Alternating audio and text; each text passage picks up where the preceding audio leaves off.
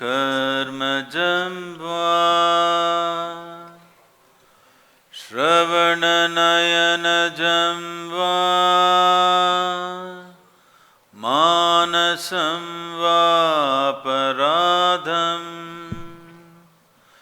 विहितम् अविहितं वा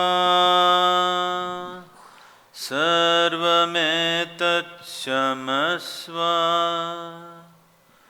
जय जय करुणाब्धे, जय जय करुणाब्धे।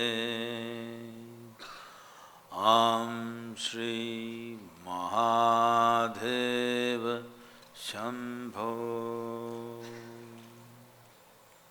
Namaskaram, namaskaram to everyone.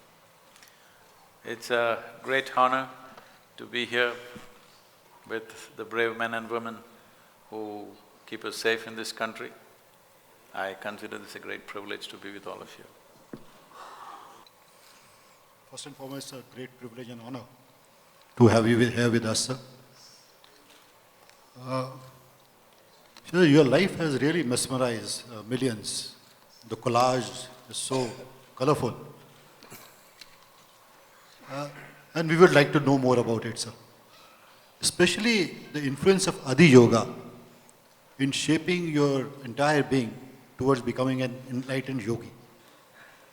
I was least spiritual. By any standards, I should be the last person to turn spiritual, that's how I was. Because anything that did not make logical sense to me, I rejected. As I rejected, only thing that was left was anger and frustration about many things in the world. So wherever I thought was injustice, I raged within myself. So at that time it looked like that's the outlet. But this is something I would like to bring to everybody's notice, that spiritual process does not mean looking up or looking down. It's about turning inward.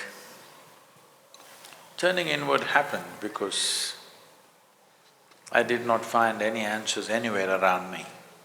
I had a billion questions for which I had no answers, and nobody around me had any answers. Everybody had ready-made answers, but nobody had genuine answers. So, I spent almost all my time with my questions, sharpening my questions, deepening my questions. As the questions became sharper, it became more and more painful because it went deeper into me but there were no answers anywhere.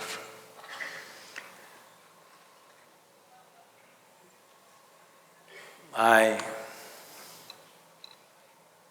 never been any kind of a… Even at the age of 5, I refused to go to temples. I've never been a religious person. Till now, I've never prayed in my life. But somehow, Adi Yogi became a part of my breath. I don't know when it happened. It just became so much a part of my breath and my being.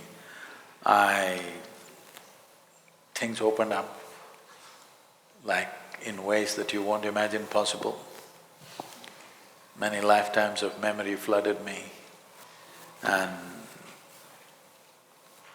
I'm not a devotee of Shiva, but he's become my breath, I can't help it. I didn't invite him, he came uninvited for me. So सद्गुरु प्रणाम। सद्गुरु, देश के वर्तमान हालात में सुरक्षा को देखते हुए हमारे अधिकारियों व जवानों पर लगातार कठोर ड्यूटी करते रहने का मानसिक दबाव है। सद्गुरु जी, कृपया आप हमारा मार्गदर्शन करें कि कैसे हम तनावमुक्त और संतुलित रहकर अपनी ड्यूटी और साथ में अपने परिवार की जिम्मेदारियों का सफलतापूर्वक निर्वहन कर सकें। Basically, how to be… balanced in this balance, basically the balance between extreme the conditions tough task and family. isolation that they face at the border and the commitment at families. I mean, the balance, how do they achieve? Because there are a lot of stress going on because of these aspects. When I say this, in the running of a nation, usually most nations, unless they were broken up by somebody else, most ancient nations are formed on the basis of geographical features. But we broke up in a hurry and we put lines which are very difficult to guard. And above all, we cut off trade routes which we have been using for thousands of years. We've been trading with Damascus, Jerusalem, Greece, Rome for thousands of years through these routes, and we cut that off on the western border. And the eastern routes have been on forever. We cut that off on the eastern border and we made a nation. Somewhere we were too excited about the idea of freedom, not really looking at the making of a nation. This is like, is it okay? It's a serious business, but can I tell you a joke? Yeah, please. Because in the forces, one thing that can sustain you on the border is that you tell each other some jokes. This happened. A pirate walked into an Irish pub. He had one wooden leg and a hook for a hand and an eye patch, classic pirate.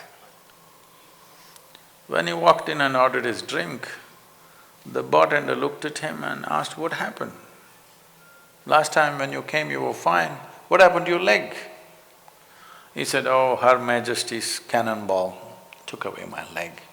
And no problem, my carpenter on board fixed up a wooden leg and it's doing quite fine." Then after he had one drink, he asked, "What happened to your hand?" He said, these Caribbean pirates, they're fools. When we were fighting, they hit my hand instead of the sword and I lost my hand. But no problem, our blacksmith fixed up a nice hook and it works better than my hand." Then he asked, "What happened to your eye?" He said, "I was just looking up at the stars and the bird poo fell in my eyes." He said, "The bird poo won't take off your eyeball." He said, "Yes, I know, but I was new to the hook."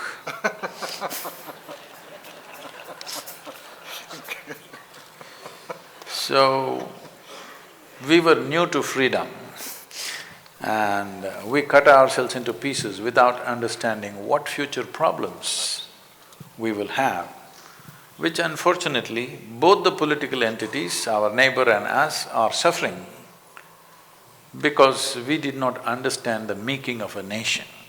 We only thought freedom means hoisting a flag and singing a song. To protect a free nation, what it takes, to make a free nation prosper, what it takes, we did not look at it in full depth and dimension. I'm not trying to blame anybody.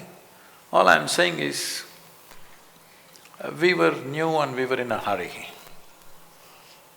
We did things in a way for which today you have to guard a border which has no geographical feature as such, simply a plain land. It's like two properties. So in many ways, the troubles of our armed forces are related to this, the kind of terrains we have placed them in without reason, in plain open land sometimes.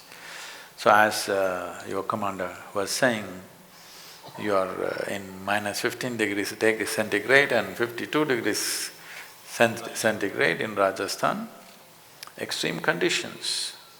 Apart from that, staying away from families. This staying away from families, in the past, it was not so much of a problem because almost any man who was active either in business or in anything stayed away from families for long periods of time. But today, because of cell phone and Facebook and Twitter, You're guarding the border with your family right behind you, which is tough.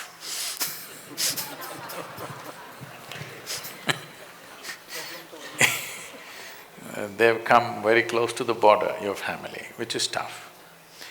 Because when you're doing certain type of jobs, not only soldiering, when you're doing certain type of jobs, your women and children should not be around you. You cannot do that job well. It will bring so much concern and fear that you cannot do the job well. But this is the modern life, that they're everywhere. Every 5 minutes they can call you. So, there are issues like this is the trouble of the modern times, but at the same time, it is also a solace for the families that they can be in touch with you. But I can imagine what will happen to the families and to you. Suppose there is some kind of action, at that time, if you turn on your cell phone and let them hear the gunfire, this is going to be a disaster. I really don't have a solution for that. But we can teach you something, all the forces, where keeping your calm, keeping your chemical balance in the system, I'm not talking about even mental balance, more fundamental, keeping your chemistry in balance so that you can handle these things is possibility. But for this modern day communications, I would say excessive communication, not just for the soldiers, for everybody too much of communication is a bit of an issue, but we have to learn to deal with it. But I feel this is first generation of soldiers having this level of communication. Maybe in another 5–10 years they will learn to handle it, because you can't cut it off. सद्गुरु, हमने कई पुस्तकों में और आपके कई उद्बोधन में, भाषण में हमने ये सुना है कि आपने मृत्यु के बारे में बहुत चर्चाएं की हैं और आपने मृत्यु को अनुभव किया है। एक बॉर्डरमैन होने के नाते हम भी बॉर्डर पे, हम अभी जिंदा हैं, हम भी बॉर्डर पे हर पल मृत्यु से रूबरू होते हैं। आप हमें इस बारे में बताएं कि इनमें क्या समानताएं हैं, क्या भिन्नताएं हैं।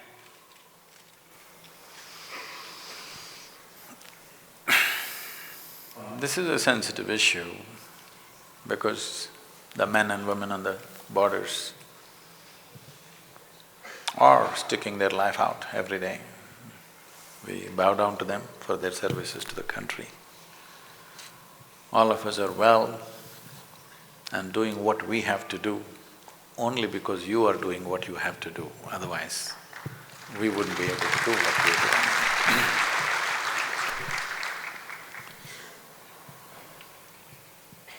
Death is a constant companion for everybody. I'm not trying to belittle this, but a soldier is more conscious of this than anybody else. Most other people believe generally that other people die. They never think they die. But a soldier knows he or she can die any moment. So that awareness makes the job very different from almost anything else that we can do. We must understand this, that in this country, one of the greatest teachings that have happened in this country, I'm not an expert on this, but one of the greatest teachings that is hugely recognized in India and across the planet by many learned people is the Gita. You must understand, Krishna chose to give the teaching in the battlefield. He could have done it. 12–13 years they were in the jungle, peaceful jungles. He could have given the teaching there, they could have set up an ashram and given a teaching, but he chose battlefield because a human being never realizes the nature of who or she is unless mortality is hanging in their face. The reason why I'm constantly talking about death, I refer to people's death, but then it becomes very oppressive if I keep on talking about their death, so I keep talking about my death. To a point where recently somebody asked, is Sadhguru healthy? Is something wrong with his health? Nothing wrong with my health. But you may be healthy, but you still die.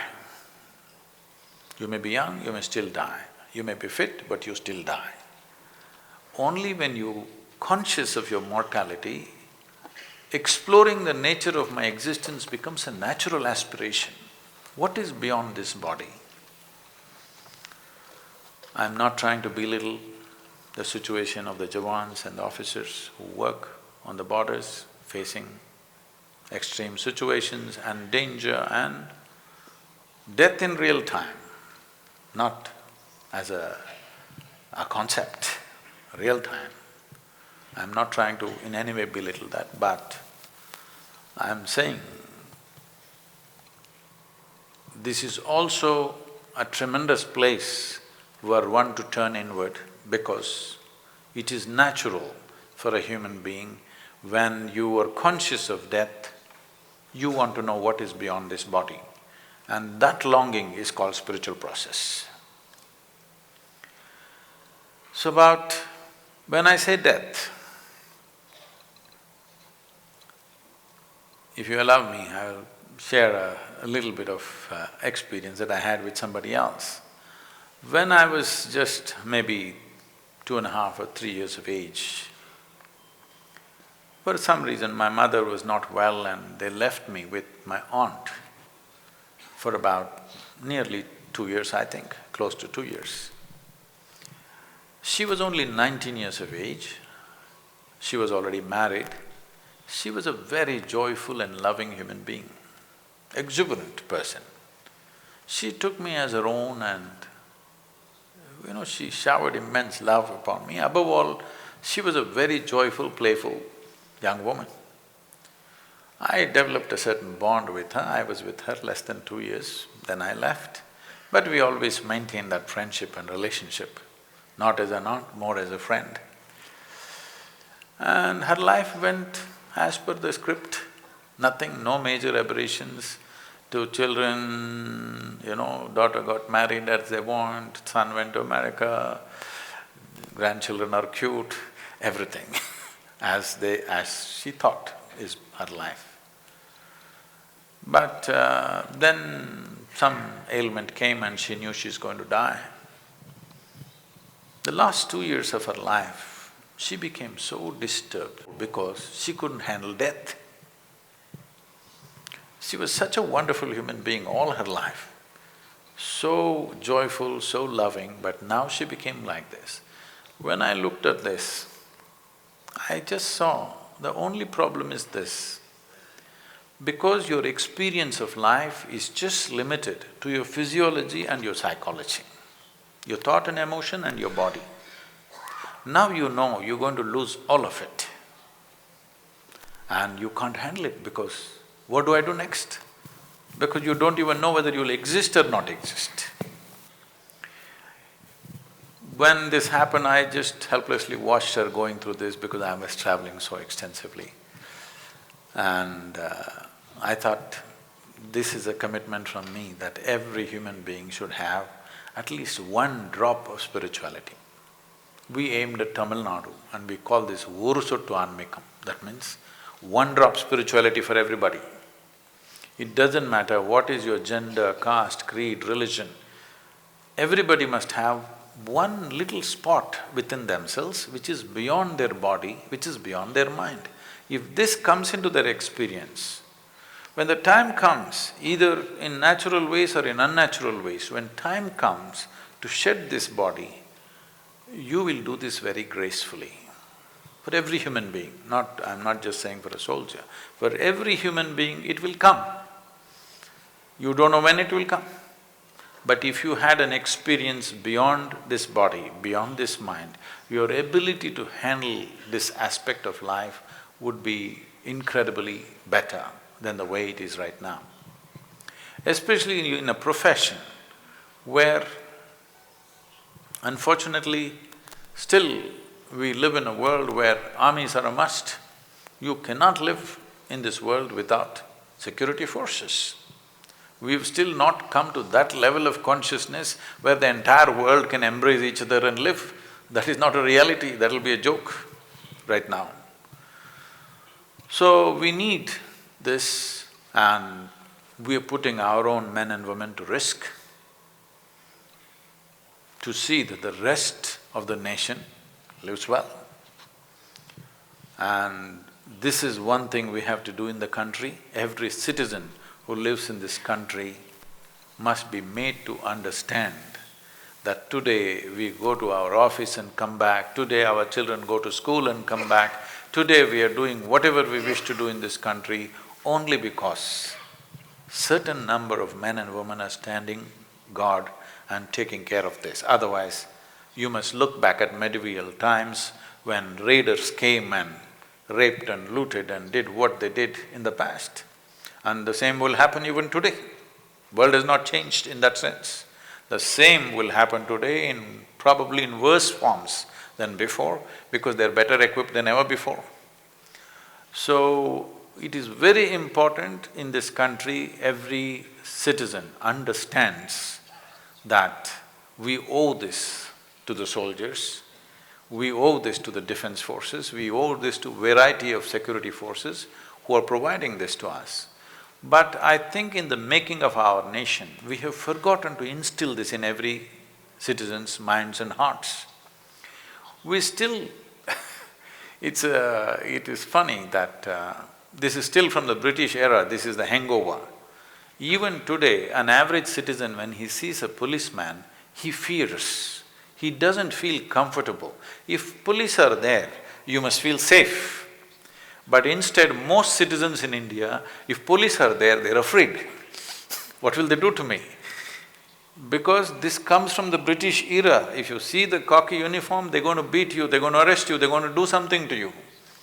Still that mentality is there in the country, which from both ends we have to work to change this, and a new level of pride has to be built in for the sacrifices that are being done.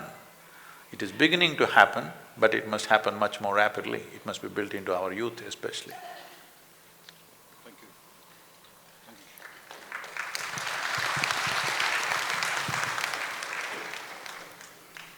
गुरु जी को सादर नमस्ते।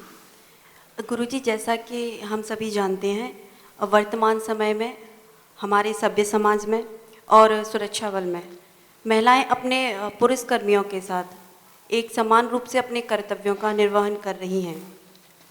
इसके बावजूद भी हमारा समाज महिलाओं को अपने समक्ष स्वीकार नहीं कर रहा है। गुरुजी, कृपया इस संबंध में मन स्थिति हेतु परिवर्तन हेतु हमारे समाज के समस्त समुदाय, अभिभावक व माता पिता का मार्गदर्शन करें। धन्यवाद। The last part of the question, Yeah. first I understand. You understood the first part, sir. Basically, how to change the mindset of men in the society. Instead of parents, you were saying. Parents included, because parents also do not accept in the same way where, their girl, daughters, or anybody doing the same amount of work with same fervor. So how to bring this change in mindset in the masses, in the society, and including in the armed forces? It's wonderful to see a young woman like you in the forces and being posted on the border.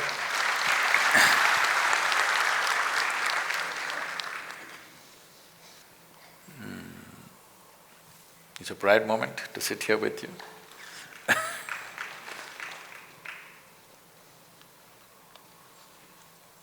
See, there are many aspects to this. I will not go into all the cultural aspects which rule this. They are very much there. But the most important aspect is the economic aspect. This women being treated badly is very much there, there's no denying. But this is mainly due to economic reasons, not for gender reasons, most of the time.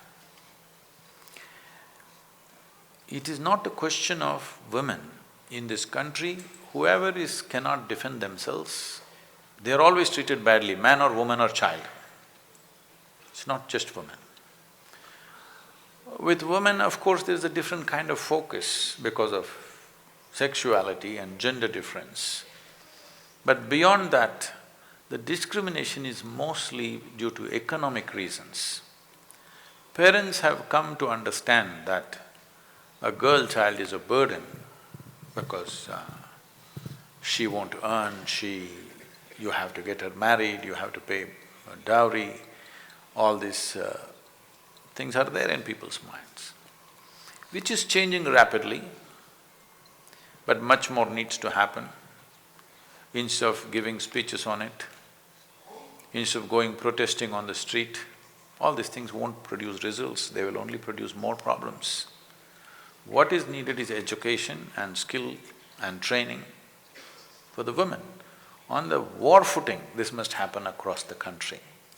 Once they are skillful in what they are doing, they're capable of doing what is given to them, they are well educated or they're trained for something which is useful in the society, this will naturally go. Instead of raising movements on the street, protesting, doing this and that, this will only do media photo ops, it will not change the social situation. Empowerment will happen only with education, skill, capability, capacity building among the women. All this is fine. At the same time, women have another great responsibility of nurturing the next generation of people. We can say what we want, but we wouldn't exist here without our mothers, as simple as that. So maybe my mother did not walk on the border like you as a soldier, but I am sitting here because of her. There's no question in anybody's mind about that, isn't it? But in the workplace, these differences, various types of abuses, these are very much there because I think for Indian men, this is the first generation they are seeing women out on the street, in the office place, in close proximity. They are not used to this. I am not trying to defend them. I am only trying to say, we have a problem, we better face it. If we do not understand the nature of the problem, we cannot solve it either. The reason why men are behaving the way they are behaving when they see a young girl on the street or whatever is, there are many things to this. One thing is, see, there is a natural hormonal draw between a man and a woman. People can close their eyes to it, but they cannot erase it, it is there.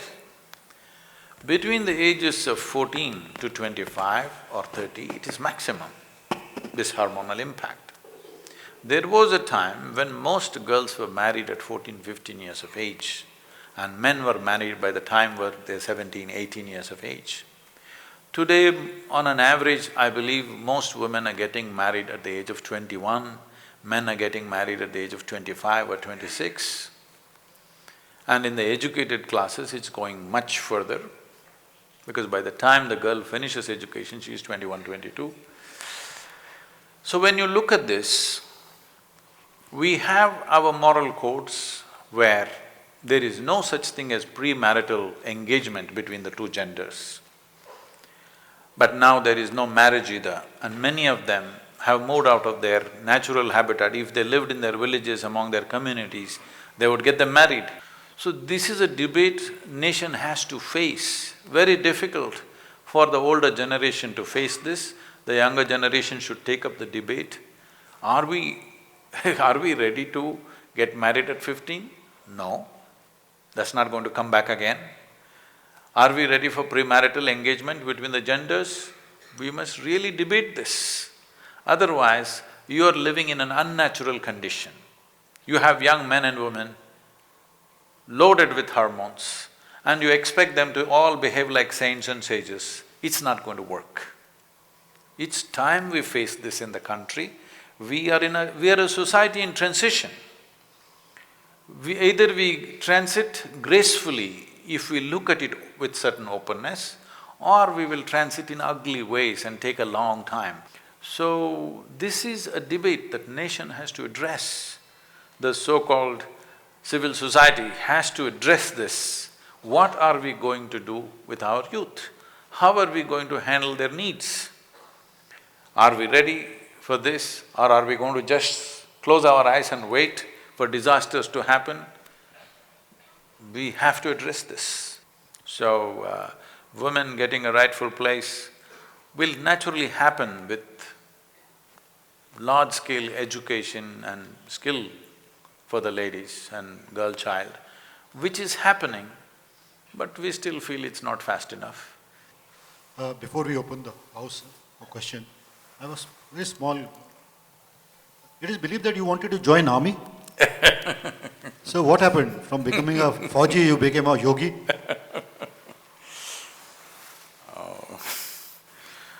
There was… when I was 14, I joined a mountaineering club called Deccan Mountaineering Club in Mysore.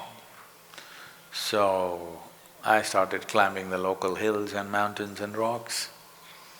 Then there was one Colonel Kumar, I don't know if you've heard of him. Kumar. Yes.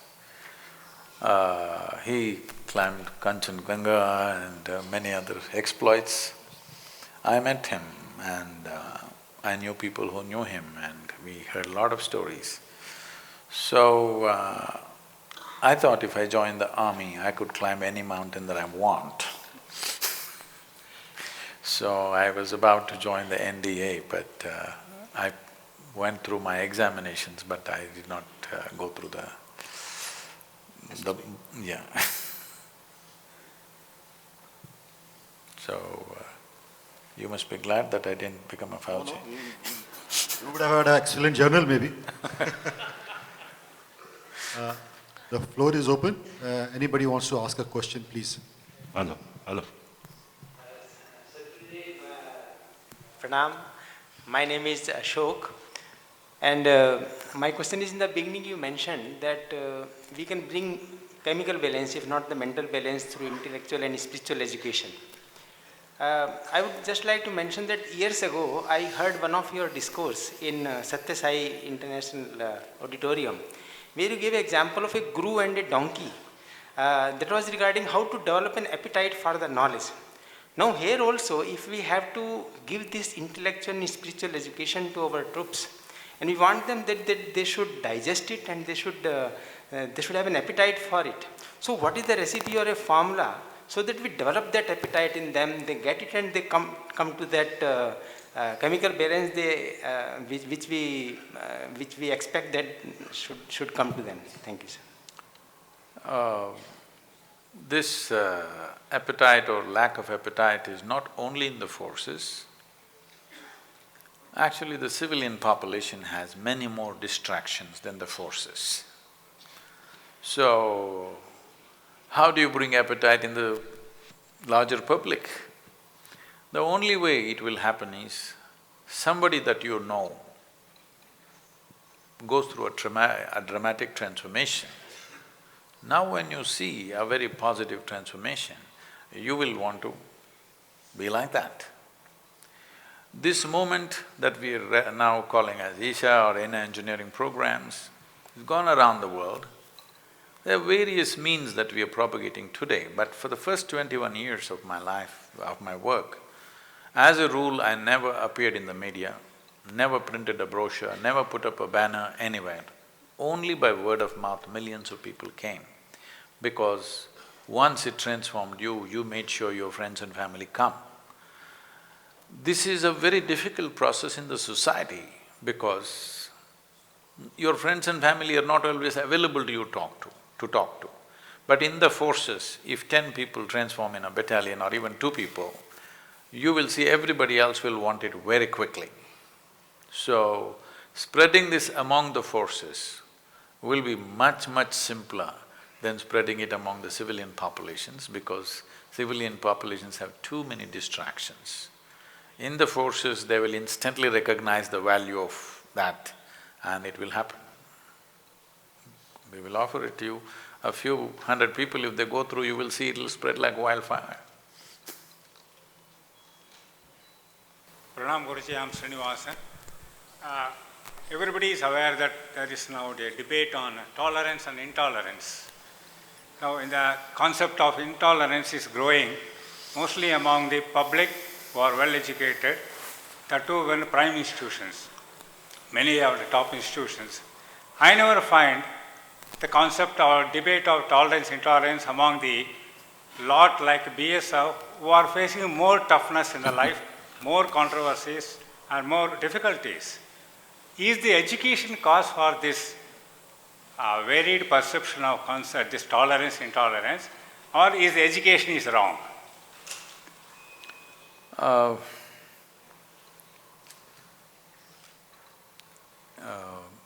Do not mistake me, but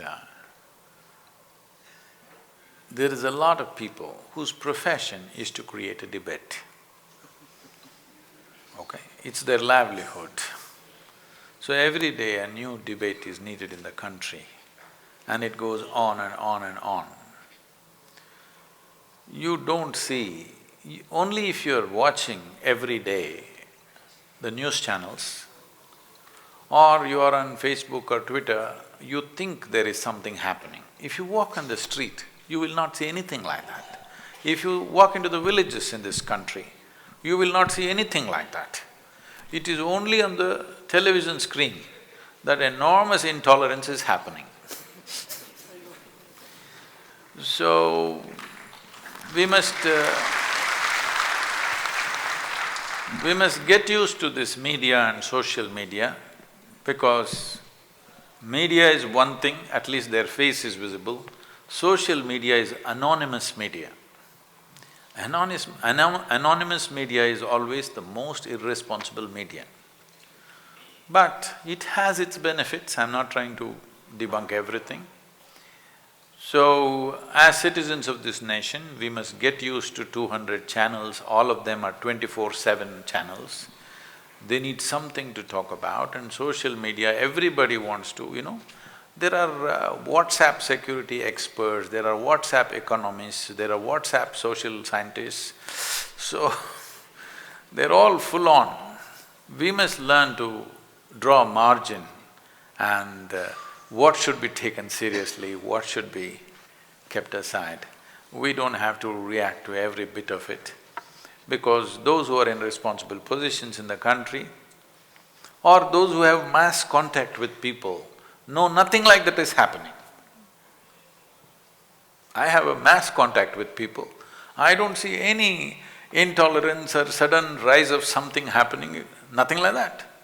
We are see, in a country of 1.25 billion people, we must understand we are the least policed country on the planet. For 1.5 billion people, the number of police that we have per capita or whatever you call it is very, very minimal. In spite of that, I would say crime rate is extremely low. See, people keep asking me this, Sadhguru, you say India has had such a spiritual, glorious history and everything, but why there is so much poverty, why people are like this, corruption, this, that? I give them a simple example. You come to where we are, in southern India, in Tamil Nadu. Where we are, about 12 kilometers away from our yoga center, there is a police station. There used to be only 8, but these days there are 12 policemen. Out of this, one SI, one ASI and rest are constables. Out of this, two of them will be always on leave, something. Night, there'll be only 2 men in the police station. If you say a murder has happened, they will say, can you come and pick me up, because they don't have transport, okay? I'm saying they're managing nearly a 250,000 population, but still there is no crime, absolutely no crime. People are living in very basic conditions, but they're not killing anybody, they're not doing anything. It's very rare, sometimes some property dispute, this, that. once in a way. Otherwise, there is no murder, there is no robbery, there is no nothing. This is spirituality. This is a remnant of spirituality left in the country. We must understand that this over-exaggeration of our problems is costing a lot for this nation. I'll tell you an example. There is a family in Greece, I know them very well. They have done our programs and everything. The wife wants to come to the yoga center. She's all planned, booked her tickets, and suddenly one day she calls our office and she starts crying. She says she cannot come. Why? Her husband says, you cannot go. Then she's crying, wants to talk to me. I said, what happened? He said, no, if you go to India, you will get raped. I don't want to send you there. I'm saying we're creating such an image about the country.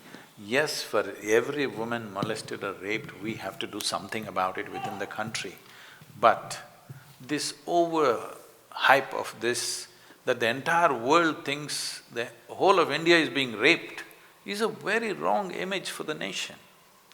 We must understand this, 50% of our people have still not eaten properly.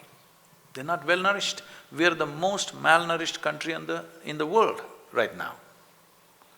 When this is the condition, instead of first looking at how to get this country out of that economic pit, we are taking on too many things, which are concerns of well-developed nations. We are trying to impose those standards on this country simply because most people are Western educated. They don't have a clue what is India. They've never traveled to villages in this country. They've never gone across and see what this nation is. They just Western educated and they have these ideas and they want to impose these ideas. They have no clue about the way this country runs, what makes this nation happen. For 1 billion people, our crime rate is still very low. I'm sure, see, every crime that happens, even if one man gets killed, one woman is violated, it is a crime, nation has to stand up. I agree with that 100%. But exaggerating it to a point where people outside the country think the entire country full of rapists and murderers is not going to help us to build a nation to make it better. Is the focus on making it better for everybody, or is the focus on just dirtying everybody? We need to handle this little more responsibly. Unfortunately, this sense of responsibility in what we say on the media, what we say in the channels, what we write, is unfortunately not there. One reason it is not there is, in this country, the judiciary system is so slow that… and for defamation and other things you can't go. In United States means in 3 months you can file a defamation case and get that guy into the prison if he says wrong things about you. In this country you can't do that, it'll take 10 years, so you better not go to the court. So there are many things that need to happen. Above all, our problem is this, that we are too many people and we are not able to provide services and protection and safety for men and women of this country. We need to look at that also. Since 1947, we've multiplied 4 times. From 33 crores, we have come to 120 crores. So how to provide for all these people? And still there are fertility clinics going on in the country. How to provide for all these people is something that we must think. When I produce a child, we must think, where is the space for this child? Where is the food going to come from? Where are the different resources going to come from? Is something that we have to look at. There are many issues, but raising this bogey of everything is going wrong in the country is not a good idea. Right now the world is looking towards India as the best investment destination, but our own people are trying to spoil that.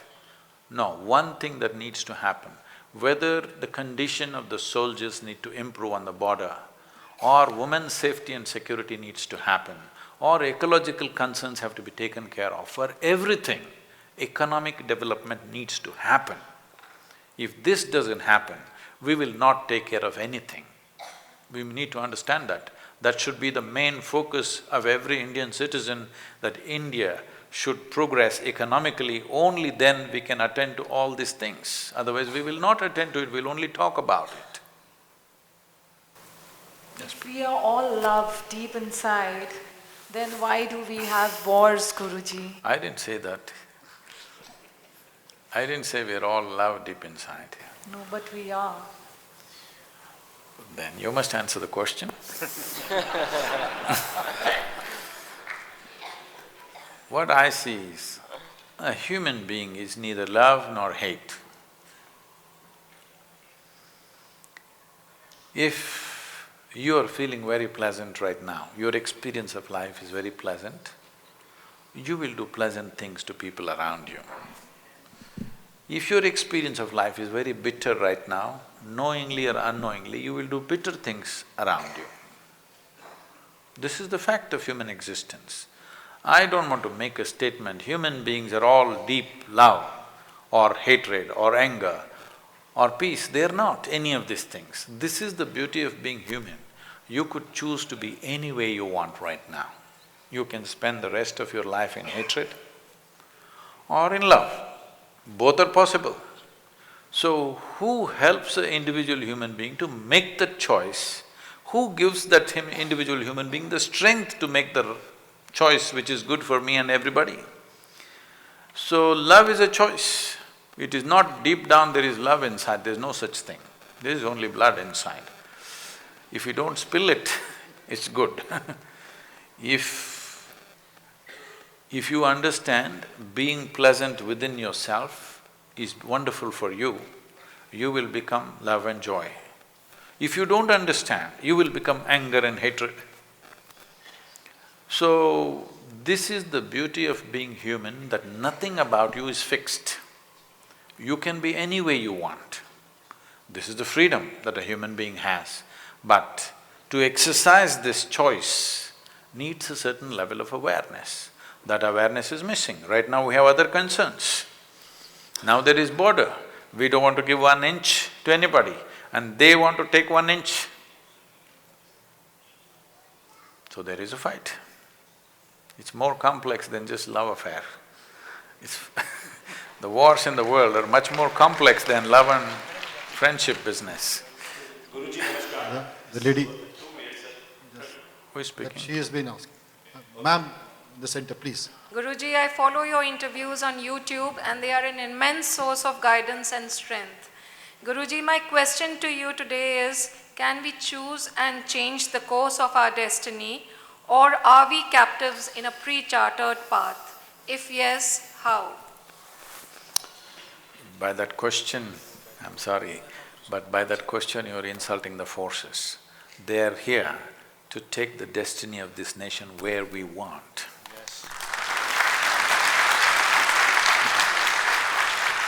They're not there to sit there and think fate will take us where it takes us. No, to take the course of this nation where we want. That is why the forces, that is why many other forces inside the country also, not just the security forces, various other forces of business and enterprise and everything is towards taking our destiny into our hands. When you do not take your destiny into your hands, you think it's your fate. Yes, it is. We must understand this. This is one culture. This is the one and only culture in the entire world which has taught you for a long time that your life is your karma. What this means is, your life is your making. But unfortunately, somebody turned such a dynamic way of living into a fatalistic existence, your karma from somewhere it's coming. No. Karma means action, your action. Karma means, when you say my life is my karma, it means I am the maker of my life. This is the only culture. I want you to understand this is a godless culture. Never in this culture have we told you there is one God sitting up there and managing everything for you. We always told you your life is your karma. We have 33 million gods and goddesses. But we know the technology of God-making. For different aspects of life, to open different windows into existence, we created different deities. In every village, they created their own deity.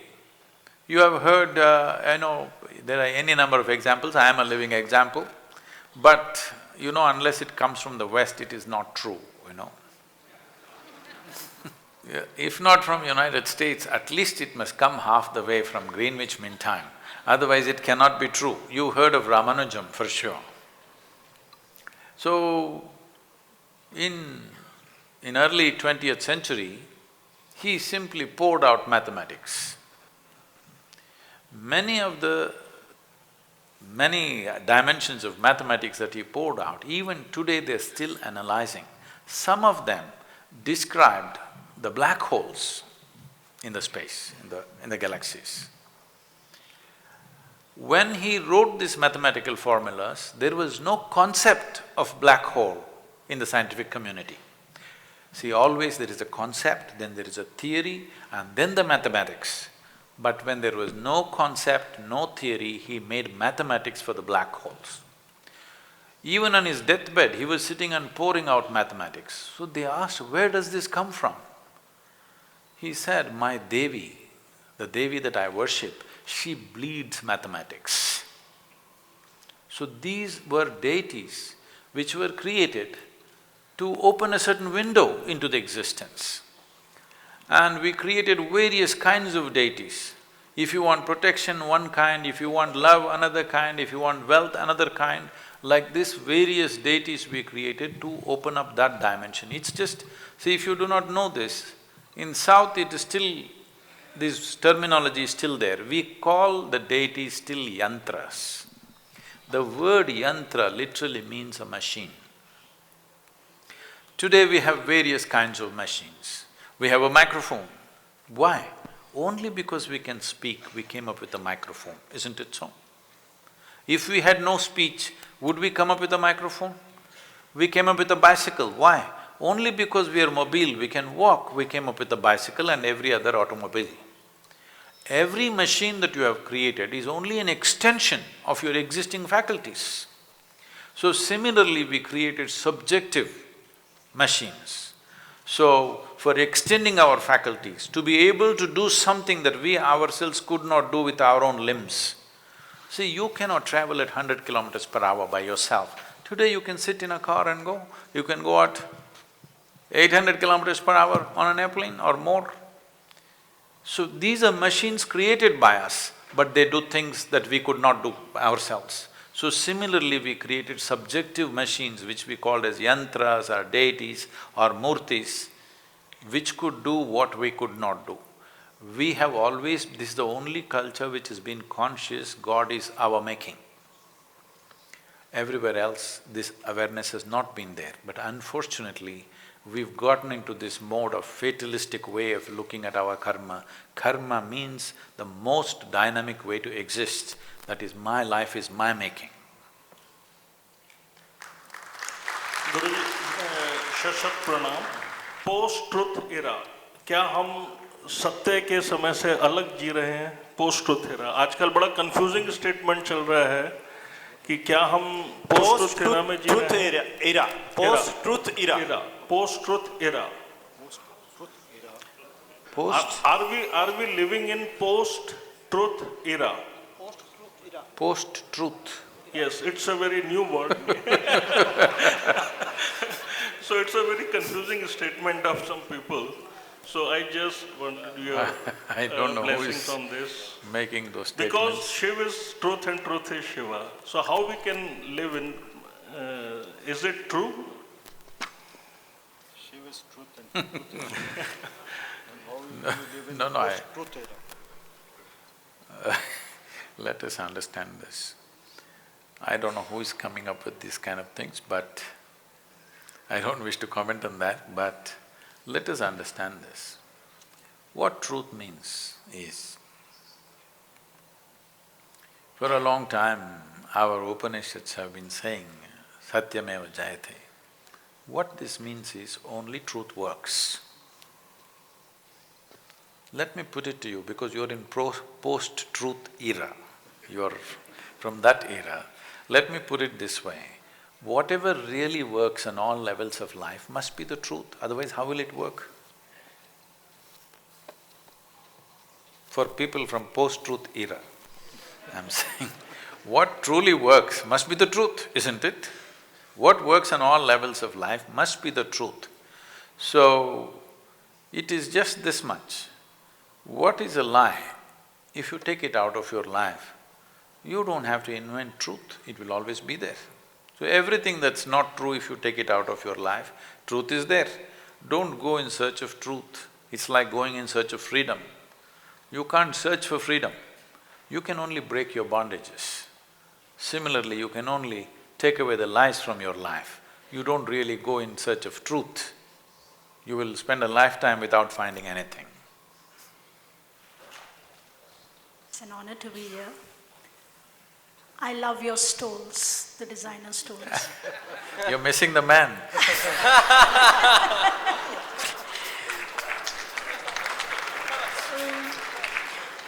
We often talk about anger management, anger control, but if our soldiers don't show their anger, how are they going to fight wars at the border? If they shoot in anger, they'll miss. They'll waste the cartridges. To shoot, you must be in a very even, balanced, equanimous mind, otherwise you cannot shoot. You don't have to be angry to shoot. If you're angry and shoot, you are not a soldier, you are a vandal. A soldier is standing up for a cause. He's not shooting because of his personal enmity with somebody. Yes, he's standing up for a nation. He's not standing up for his personal anger or enmity with somebody. So, if you want to shoot straight, you try and see. They can take you to the range today. You try and see. If you want to shoot, one thing that is necessary is you have to be balanced. Even if you have to… You know, even in a golf game it's called shooting, score. If you want to shoot straight, you got to be level-headed, otherwise you're not going to shoot straight. This is especially so with a bullet because of the velocity, and even the smallest variation, a micromillimeter variation will take it somewhere else. So, soldier need not be angry. That's why I told you, Krishna chose to give the Gita in the battlefield. He's talking about equanimity, not anger. Because if you want to win the war, you must be stable. Angry people will get killed. Coming back to stoles, who designed stoles for you? Guruji Pranam. I love them. Especially the Shiva one. Guruji Pranam. My one…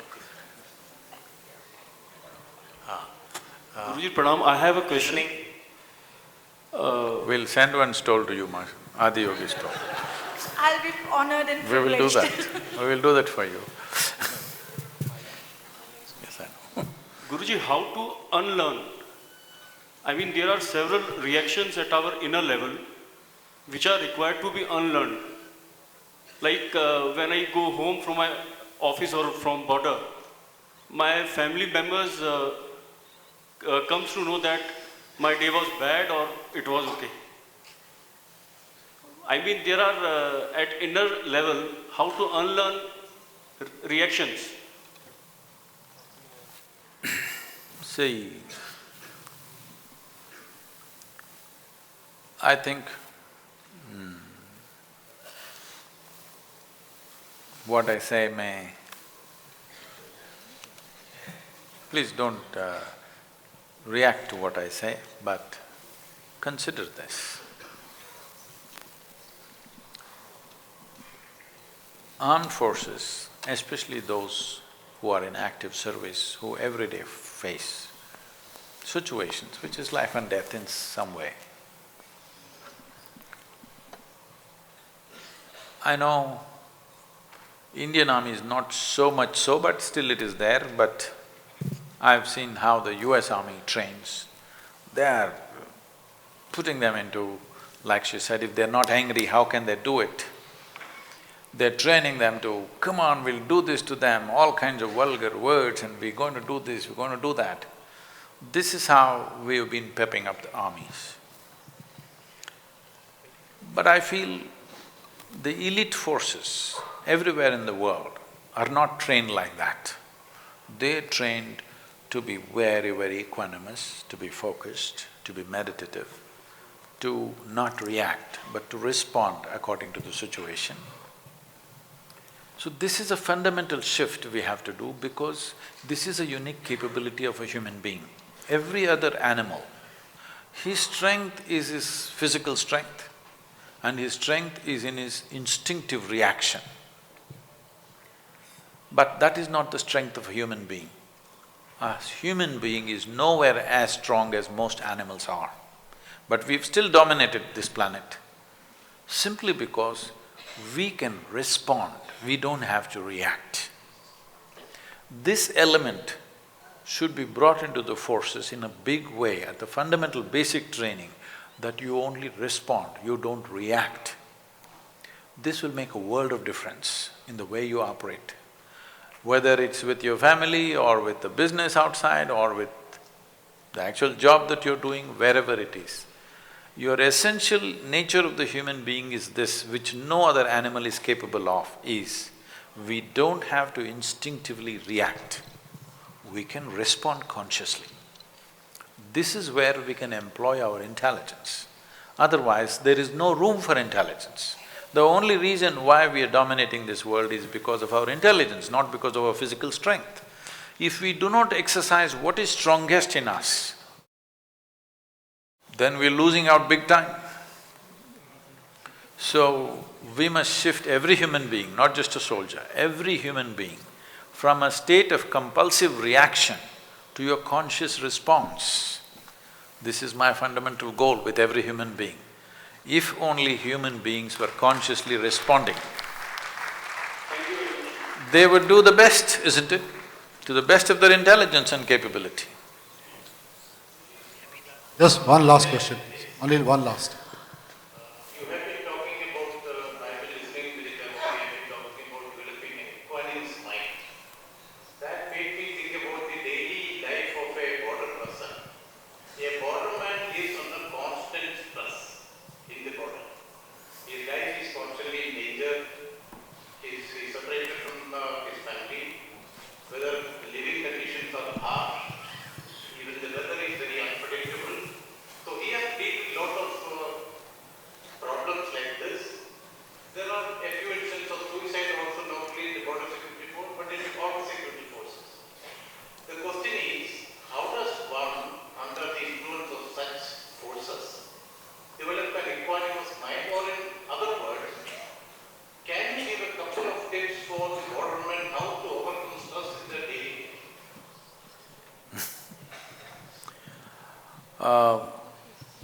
This is not to belittle the forces. I know the nature of their job and I'm hugely respectful to that. But what I want you to understand is, people in every level of job, from the lowest level of job to the highest, everybody is complaining about stress. What we need to understand is, stress is not in our jobs. Stress is not in our professions, stress is not in our family situations, stress is in the nature of our mind. You do not know how to handle your thought, your emotion, your chemistry and your energy, you're stressed. Stress means essentially it's a friction within yourself. The same situation will stress one person and another person will go through it effortlessly, isn't it? In the same situation. So obviously it's not the situation, it is you.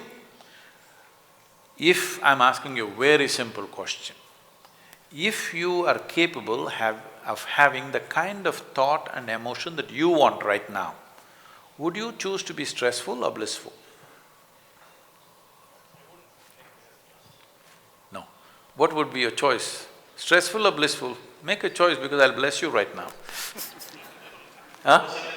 Certainly blissful. Not just you, every human being. If there is a choice between pleasantness and unpleasantness for themselves, they will choose pleasantness. What they want for their neighbor may be debatable, but what they want for themselves is very clear. But such a simple thing is not happening because, see, this human mechanism, do you agree with me? This is the most complex and sophisticated machine on the planet. Yes. I'm asking you, have you read the user's manual? No, just by accident. If you function by accident, everything will happen this way only. See, there are many people who deal with their life like this. To make all the major decisions in their life, they'll pull out a coin and flip it. Heads I go this way, tails I go this way. It works 50% of the time.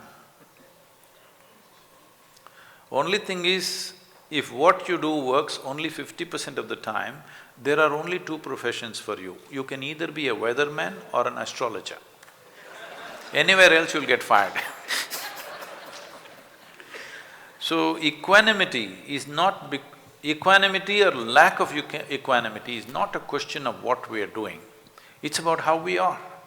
How much control do we have on our own thought process, our emotion, our chemistry, our energies? To what extent is this human mechanism in your hands? It's like this. See, let's say you don't know how to ride a bicycle. You just sat on a bicycle which was on a stand and you were just pedaling for fun, but it came off the stand and started going. Anxiety or no? It started going fast. Fear or no? Started going very fast. Terror or no? Yes. But if you know how to ride the bicycle, faster it goes, fun, isn't it? The same thing with this, if you learn how to handle this, a whole lot of people… Today adventure sport is a big thing. All my life I risk my life for nothing, not for the country, simply for the fun of it. Every day I risk my life for something, because otherwise I can't live without danger. This is my problem. I have to do something where I'm on the edge. So, a whole lot of people are doing adventure sports. Why? Because the more you take it to the edge, there is more fun in it. The question is, are you equanimous to enjoy it, or are you going to freak? So once you have taken up to a soldier's profession, I think we should equip them to have an equanimity where they don't suffer this on a daily basis. After all, they're human beings, there will be issues within them, but bringing equanimity to the minds of our soldiers and officers is very, very important.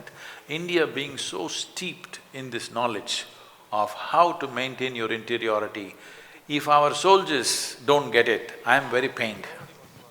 It's very, very important that our forces should know how to be meditative. I'm repeatedly going back to this. It is in the war field that the greatest teachings happened in this country, because it was needed most there. But in this country, we are still doing the British march like this, doom, doom, doom. We have not brought Indianness to our forces. It's time we start doing this, if not entirely changing it overnight. We have to bring dimensions that we know best in this country. The whole world is turning towards India for inner well-being. The United Nations has declared International Yoga Day. Our Prime Minister is lying down on the street and doing yoga with common people. Never before such things have happened. But still our forces are denied this. No, we must bring it to the access of our forces that our soldiers and our officers must have the best capability to manage their mind and their interiority. This ability must be given to our forces for the job that they're doing, which is crucial for the making of this nation. I think DG has a… Just one question.